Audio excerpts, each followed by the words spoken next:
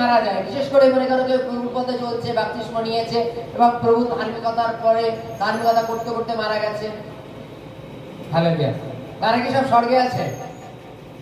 তারা কি সব স্বর্গে চলে গেছে? কোথায় আছে তাহলে? হালেলুয়া, আছে কোথায় তাহলে? মরে গিয়ে পট করে স্বর্গে চলে গেছে? বাড়িতে বড় বড় সভা প্রার্থনা দিলে তো স্বর্গে তখনই পাঠিয়ে দেয় নাকি? হালেলুয়া। বাইবেলে লেখা আছে যারা মারা যায় তারা জগতে ঘুরে বেড়ায়, চারি বায়ুতে ঘুরে বেড়ায়, ধার্মিক অধার্মিক দুজনে। কিন্তু ধার্মিক ব্যক্তিরা সৎ হয়, আর যারা অধার্মিক আত্মা তারা তাদের কাজ কি? মন্দ কর্ম করে বেড়ানো। হালেলুয়া। বাইবেল একটা ঘটনা লিখে দিয়েছে যে যীশু খ্রিস্টের আগমন আছে, তিনি আবার আসবেন তো নাকি? এবং তিনি আসার আগে কিছু সিমটম দিয়েছেন, যেমন কিনা উদাহরণস্বরূপ বলি যে রিসেন্টলি কয়েকদিন ধরে বর্ষা হচ্ছে, সকলে দেখেছেন, সকলে তার প্রত্যক্ষদর্শী, কারণ সকলে ভুক্তভোগী, জল পার করে করে যেতে হচ্ছে কাদার মধ্যে। এই বৃষ্টি হওয়ার আগে সিমটম পিঁপড়েটা ডিম নিয়ে উপরে উঠে চলে যায়, তাই তো নাকি? কিছু তো আছে সিমটম যে বৃষ্টি হবে আজকে। এই যে মনে করো এখন মেঘ করেছে, তোমরা তো তবুও নিশ্চিন্তে আছো, যখনই দেখবা যে পিঁপড়ে বেশি বেশি ডিম ওটা চালু করছে, তখন মনে করবা যে আজকে ভালো বৃষ্টি হবে, তাই তো? এটাই তো সিমটম। বলছে মানুষ বাহ সময় দেখে বুঝে নেয় যে বৃষ্টি হবে, পিঁপড়ের ডিম তোলা দেখে। বলছে আমি যে সিমটম বলছি সেই সিমটমের পরে, মানে আমি যে ঘটনাগুলো বলছি ঘটনার পরে আমি আসবো আবার, আর তিনি যখন আসবেন শুধু ধার্মিক গুলোকে তুলে নেবেন, পাপীদের নেবেন না। সেই সিমটম মিনিং সেই উদাহরণগুলো কি কি?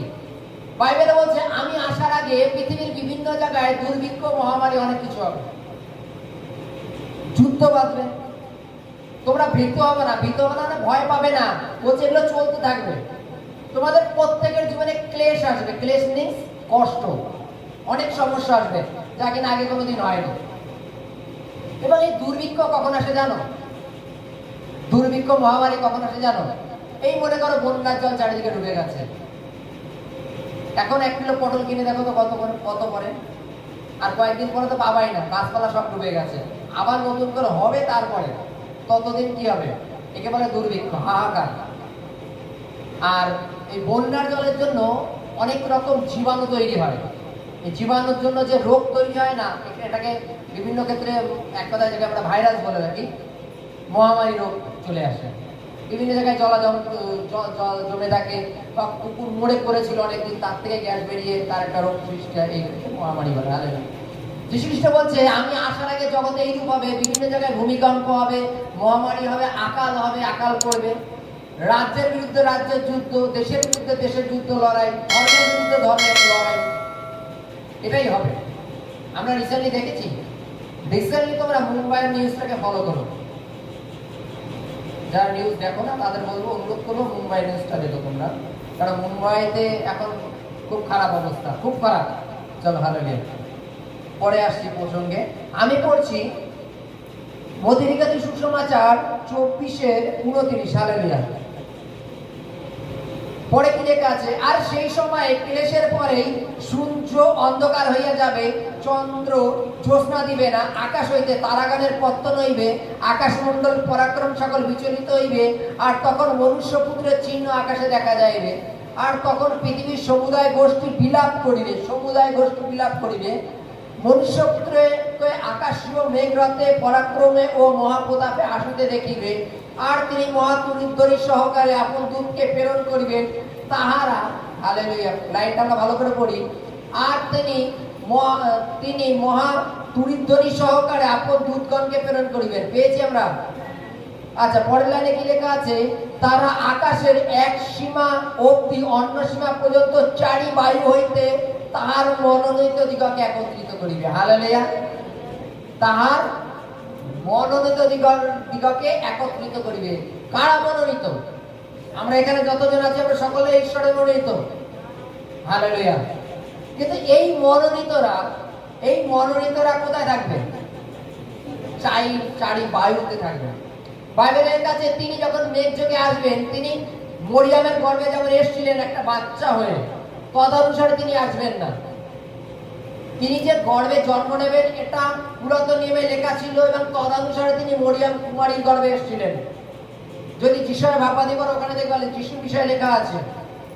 এবং এখন যে তিনি আসবেন তার সিমটম তিনি আগের থেকে উদাহরণ দিয়ে বলছেন যে তিনি আবার মাটিতে আসবেন না, তিনি মেঘ যোগে মেঘে আসবেন এবং তিনি ওই মেঘে থাকাকালীন তার দূতকে আজ্ঞা দেবেন সমস্ত চারিবায়ু হইতে তার ধার্মিক মনোনীত লোককে তিনি তুলে নেবেন। হালেলুয়া। তার আগে কি হবে? সমস্ত কিছু হবে। সমস্ত কিছু হওয়ার পরে বলছে সূর্য অন্ধকার হয়ে যাবে, চন্দ্র আর আলো দেবে না, সমস্ত জাতিগণ বিলাপ করিবে, সমস্ত গোষ্ঠীর লোক বিলাপ করিবে। হালেলুয়া। বিলাপ কথার অর্থ কি? কান্নাকাটি, হইহুল্লার হুলস্থুল বেঁধে যাবে। উদাহরণস্বরূপ বলি, মনে করে যন্ত্রে সকাল 6টা বেজে গেছে, 9টা বেজে গেছে, সূর্যের কোনো লেশ নেই, রাত্রের মতো অন্ধকার রয়েছে। কি করবেন তখন? সকালে বলবেন আমার, কেউ বলবেন আমার ঘড়ি খারাপ, কেউ বলবেন মানে বোঝা যাচ্ছে না যে কি মেঘ বেশি। মনে করে একদিন সূর্য উঠলো না, বলো তোমার কি হবে? তোমার এই বুকে কি আর আত্মা থাকবে? থাকবে? যদি সূর্য না ওঠে পরের দিনের কোনো ফল, সবুজ গাছপালা থাকবে না। সবুজ গাছপালা না থাকার জন্য কোনো অক্সিজেন হবে না।